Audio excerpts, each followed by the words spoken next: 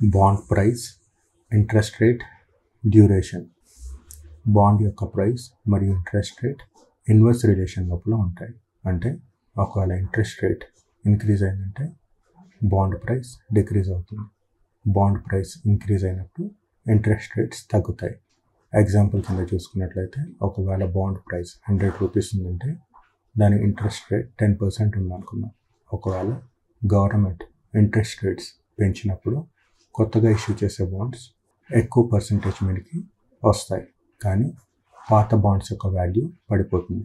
అదేవిధంగా ఒకవేళ government interest rates decrease చేసినప్పుడు కొత్తగా ఇష్యూ చేసిన బాండ్స్ తక్కువ రేట్ ఆఫ్ ఇంట్రెస్ట్కి దొరుకుతాయి, కానీ పాత బాండ్స్ యొక్క వాల్యూ పెరుగుతుంది. అదేవిధంగా బాండ్స్ యొక్క మెచ్యూరిటీ మరియు బాండ్ ప్రైస్ కూడా ఇన్వర్స్ రిలేషన్షిప్లో ఉంటాయి. బాండ్ ఒకవేళ 5 years మెచ్యూరిటీ పీరియడ్లో ఉన్నట్లయితే దాని యొక్క ప్రైస్ తక్కువకి దొరుకుతుంది. అదేవిధంగా బాండ్ యొక్క maturity period with in 1 year లోపల ఉన్నట్లయితే దాని యొక్క ప్రైస్ ఇంక్రీజ్ అవుతుంది.